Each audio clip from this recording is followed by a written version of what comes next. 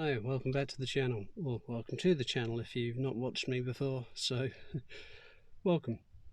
I don't normally record in the car, but I said I'd promised I was going to try and record this week, and I've just not had a chance to set anything up at home yet.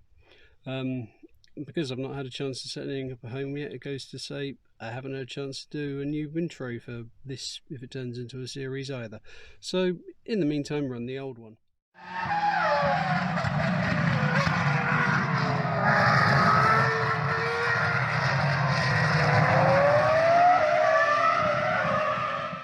Right, lots to talk about in motor racing this week. Lots of F1 news, obviously, in the last few days, in the last week or so.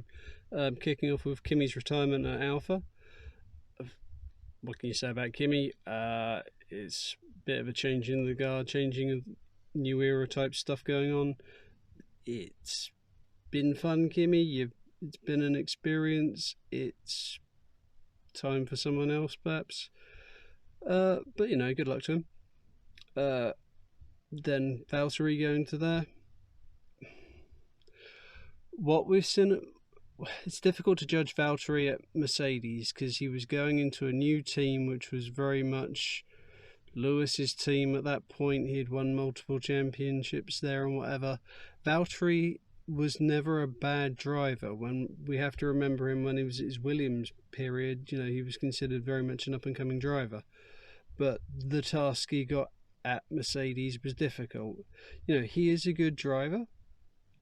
He just never really, going in against someone of the caliber of Lewis, you're always going to be on a bit of a hiding to nothing. But maybe at Alpha he can remind people how good he actually is. So there's a hope that he can be competitive. Obviously with the new regs, nobody actually knows which teams are going to get the jump, which teams are going to be good, which teams are going to be bad. The pecking order is not necessarily going to be the pecking order it will be next year. It probably will, because resources and big teams and the talent that they have at those teams is still what they've got at those teams. But some of the smaller teams may well get a jump, and there's no reason to think Alfa Romeo might not be one of them. But obviously his replacement at Mercedes, George Russell, worst kept secret in the world. I think everyone kind of knew he was probably going to be going there. What can we say about George? He's certainly his recent run of points finishes and stuff, he's showing he's not just the Saturday driver. The point has been made about that Williams that actually it struggles in dirty air and whatever else, so it's entirely possible that obviously in quali trim it was trimmed out for that. It worked best in those circumstances, and it wasn't just that George was a Saturday driver. It could just be that the car is a Saturday car, and there's a limits to what people can get out of that if it can't, or if it struggles in normal airflow and stuff. It certainly dropped opportunities, but anyone who's followed his career knows that he is a top quality driver, and having the chance to show it, good stuff. Will he be able to do better than Valtteri did at that team? Jury's out, but he said himself it's going to be good being able to go there and learn from Lewis. So his plan is very much sort of looking towards the future and being with that team long term and learning from as far as he's concerned. And I think most people probably in fairness are concerned the best, certainly on the current grid. He's in a good place for going towards the future. I think he'll appreciate that. Obviously then at Williams, when he's departed, in steps Alex Albon. Now, whether he was even on their radar or not beforehand, I don't know, but on the grounds he's walking into George's seat and George is like his best mate ever, I don't think, it's very fair to say George probably put a few words in some right ears as far as that move went. But Alex, while I'm not convinced he's as good as George, is clearly a very, very good driver. He has lots of experience, obviously, of being part of the Red Bull setup, so he brings that experience with him. It'll remain to see how he does. Williams are another team who while they've struggled over the past few years, going into next year, they could absolutely nail it. We just don't know. Whilst it's unlikely, they're definitely a team who are on the up. And while, it would take them a while to get back up there, new investors coming in, it's interesting times for them. It's good to always worry with new fans and stuff. They might see Williams as a bit of a joke, but I remember them when they were the team in Formula One to beat. And while obviously they may never get back to those ones, seeing them being able to run respectably again is cool. Right. So, we're talking about Kimi retiring and whatever else. Naturally, Kimi did the most Kimi thing ever, which was end up not being able to race for a couple of races. So in stepped, like the super sub himself, Robert Kubica. Robert's another one of them, actually, who recent history, anyone who only knows him from that will judge him quite harshly, because obviously when he first came in, he was like such a highly regarded driver. Lewis, Fernando Alonso, people knew his qualities. But the thing is, spending like 8 years out of the sport, basically ended up coming back in again as a rookie. And it's, so we sort of have to view him and treat him as he would do a rookie. And with the arm injury itself, basically he could never be as good as he used to be. But anyone who's followed his career in sports cars recently, him and the two drivers he was with racing for WRT were a lap away from winning the class in Le Mans. So everyone who's around him and knows what he can do appreciates he's still a very, very good racer. And I think, the job he came in to do was a very, very difficult one. And I think he handled it probably about as well as anyone could under them circumstances. So fair play, Robert Kubica. Right. Oh, sprint race. I mean, at the front, it's like people who weren't sure about it now dislike it just because it ended badly for Lewis and Pierre Gasly ended up out of it. I still think as a qualifying thing, it's a bit pointless. I won't necessarily rule it out as a thing in itself, whether if the cars become more cost effective and whatever else, you could potentially have it as a support race with young drivers in them cars, giving them a chance to show what they can do or something. I'm not saying the idea doesn't have merits. I just don't think it adds anything to the Grand Prix itself. I'm not sure I want to see the Formula One normal drivers doing it. But at the back of the grid and whatever else, there was a fair amount of racing. It's that thing again, whereas if the year or the championship or something became decided because of something people were trialing out, I don't know how people would necessarily feel about that. Not much more to add to it, really. It's not. I don't like it. It's not. I don't like it. Yeah. Anyway, but obviously it had a major effect on the race because Lewis starting slightly out of position behind the McLarens. We'd already seen in the sprint race that basically he couldn't do a whole lot about them because when the Mercedes, where you need to be strong at Monza, the McLaren was strong at Monza. If something has great speed down the straights, you're going to always struggle to get past it. And that's exactly what happened. Absolute fair play to the McLarens, which I shouldn't say as a Ferrari fan, because obviously, we're now trailing them 13.5 points as a result of that. But as a racing fan, as a fan of Formula One, seeing McLaren back and getting a 1-2 was brilliant. So absolutely fair play to them and well done. But Danny Rick being able to put it back up there as well, starting second after the various Mercedes issues. Honestly, what a day to sort of give Valtteri a penalty. But obviously they didn't know how it was going to play out. So, great start by Danny Rick. He got ahead, and as I said, the McLaren just had the strengths required so that it made them very difficult to get past. And at that point, they were always in the game. They were always in the hunt. If Verstappen had managed to get past Danny Rick, I'm sure he would have gone sailing off into the distance, but he couldn't do it. And then it was like the tale of the pit stops. McLaren did everything right that day. They got their pit stops right.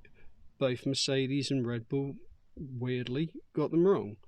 And it was that which led to, obviously, the massive incident of the day.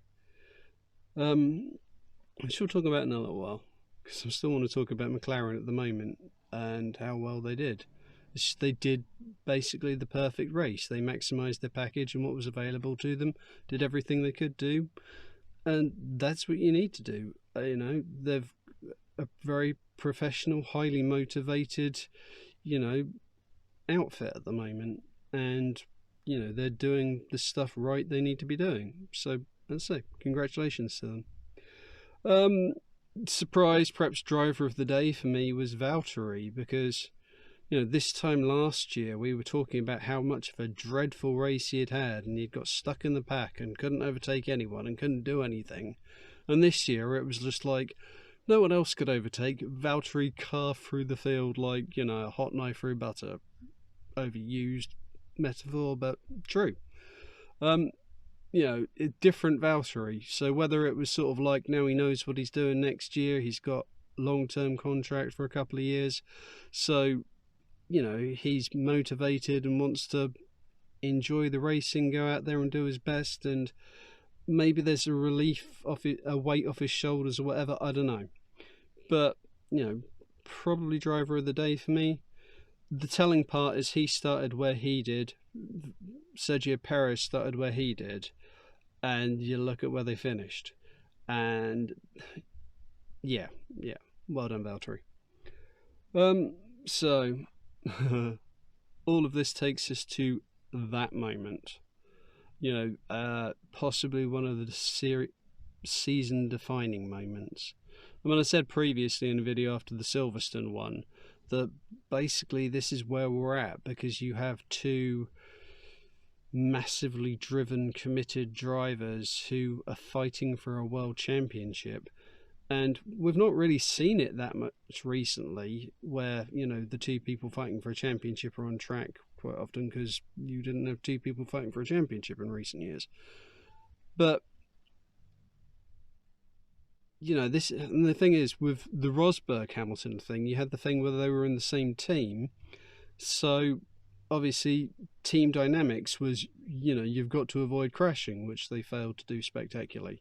And if they could hit each other that often in the same team, Red Bull, Mercedes, different teams, no one boss shouting at them for costing them double points. There's less to keep them in check, I think. Lap one, obviously Verstappen and Lewis bailed out to avoid a crash in that one. And obviously during the incident itself, the fact is that yes, there was a gap around the outside, but I don't personally think... Right, let's start again with this. I chat and get on well with Lewis Hamilton fans on Twitter, and the internet and the world in general. I get on and chat well enough with a lot of Max Verstappen fans on the internet and in the world in general. I'm a Ferrari guy. I don't really have a foot in either camp. I just want to watch good racing, and those two are a pair of fantastic racers. Absolutely are. But I can see why the penalty was given, right? I mean, let's put this out straight. There's professional racing drivers, lots of professional racing drivers who have all had a say on this, and there's no unanimous voice or statement coming from any of them. Everybody seems to see things differently. There's lots of different points out here, and I haven't studied the data as much as other people will have done, Yeah. So this is just my opinion. Right, so everyone else is entitled to theirs as well. I'm not saying anyone else is wrong for having their opinion, their point on it. Looking at that going into it, yes, Lewis did leave a gap going into the turn one. But coming out of turn one, he had his nose ahead. You can argue that Max was entitled to a bit more room, but the fact is that gap going into turn two was only ever going to go one way. He was going into a shutting door. And as soon as he hit that sausage curb, basically he shouldn't have been anywhere near that sausage curb. We know what happens at that point. It's like, if you're not on the track, you need to be the other side of it. You can't be kind of in the middle going over that thing. Otherwise you jump, and what happens? You're going to end up with a result like you did. The wording that the stewards used in the report, to me, read very much like the one from Silverstone, as in both drivers could have basically avoided the incident, but in those circumstances it's more the responsibility of the driver who's behind to try and avoid it. Max could have bailed out of that. Realistically, he should have done, but he didn't. And say, neither driver is gonna willingly sort of roll over for the other one at this point. They have championships to try and fight for. They also know, in terms of during a race or whatever else, the blood's up, the adrenaline's going, you're focused on that moment. In your mind you might know that if you don't get it done then, you might not get another chance. It's very easy to see why it happened, but yeah, so let's leave that one there. Should we talk about some other stuff? IndyCar, Alex Palou winning. Obviously he basically, after the first corner, I didn't really see that happening. Coming into the race, he was behind Pato O'Ward on points in the championship, but because of the point system, there's still any number of drivers that could win that. Pato, at the start of the race, it looked to be kind of going his way quite a bit, but Alex Palou won it, and that has given him a 25-point lead in the championship. There's still, I think it's 2 races left, and there's about 5 drivers who mathematically are in with a chance of it. So it's hot, it's heating up, it's exciting stuff. Whoever wins that championship, it will be well deserved, I think. So, Formula 2, let's talk about that for a bit. Why is nobody signing or looking at or even speaking of Oscar Piastri? I mean, I've got to assume that if he wins the F2 title, Alpine will give him a reserve driver role or something of their team. But what's he going to do next year? Because obviously, if you win F2, you can't race in it again.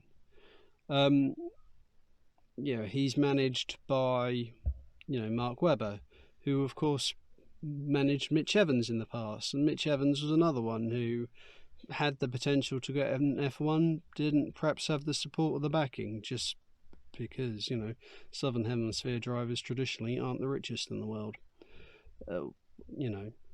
So we want the best drivers in Formula One. We just do.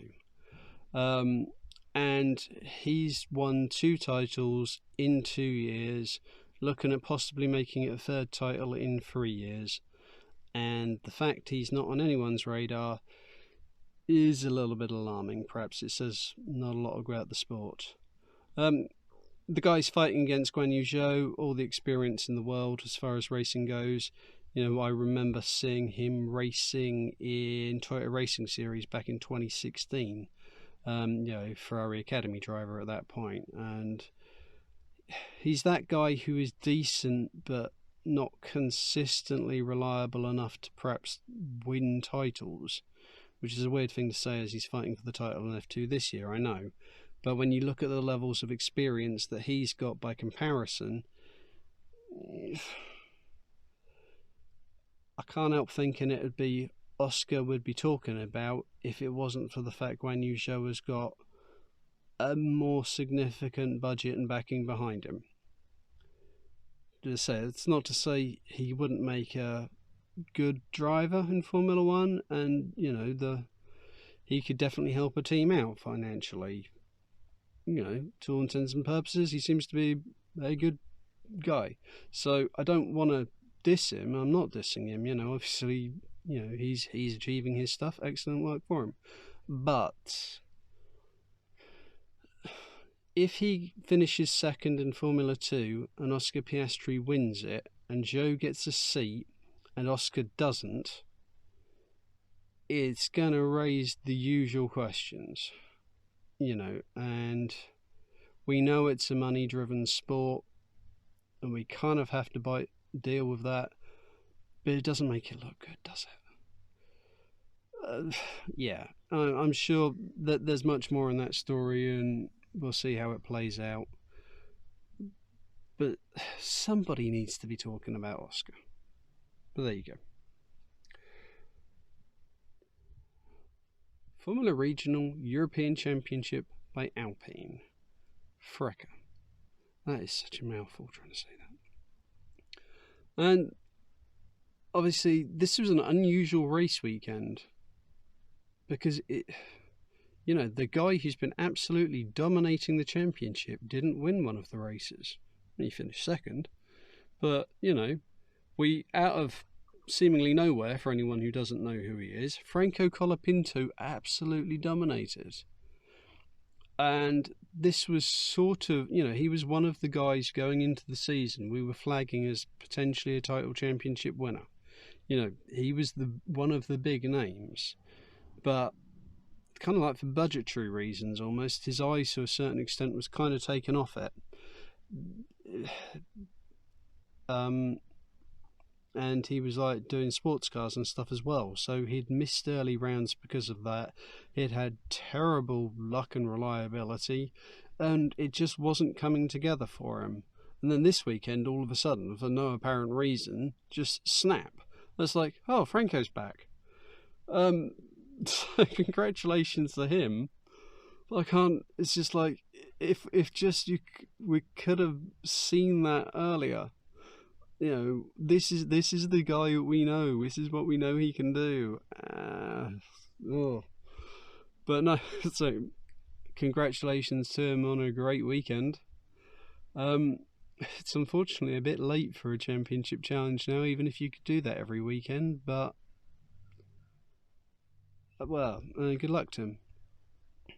Final thought, actually, because obviously this video is running on a bit now. Autosport Young Driver Award thing. They've announced their top 10 candidates, and there's several I think are sort of a shoo-in for the top 4 runoff place. Zach O'Sullivan, Oliver Behrman. Those two have got to be in the running for that.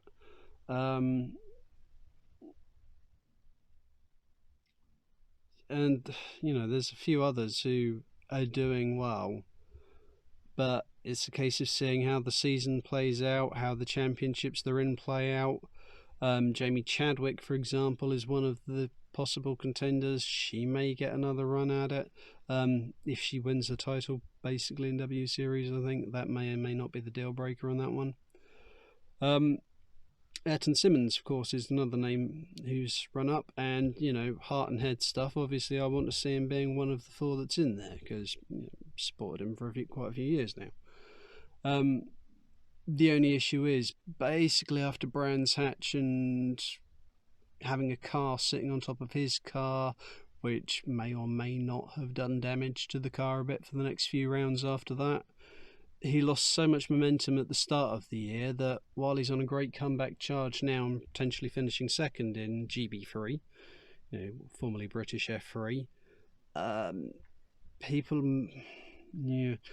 if other people win championships, they're going to leapfrog him in the order. If he has a strong end to the year, maybe he'll get the nod. I hope for his sake he does get another shot at it, because obviously it's good to have recognition and stuff. It does help. Wherever you end up going forward, there's always that. Anyway, it's a while into this video. I've rambled a bit. I've talked about a lot of stuff. I've gone far too many times. Thank you for watching. I hope some of it has made sense, and I shall try not to end up recording in the car again, but I can't rule it out. So in the meantime, people, take care, and I'll talk to you soon. Any comments or thoughts, leave them in the comments. As I said, I am just a racing fan, same as anyone else. I don't have access to lots and lots of stuff. I'm just a guy. But I'm always happy to talk racing with someone, with people. So, bye-bye for now.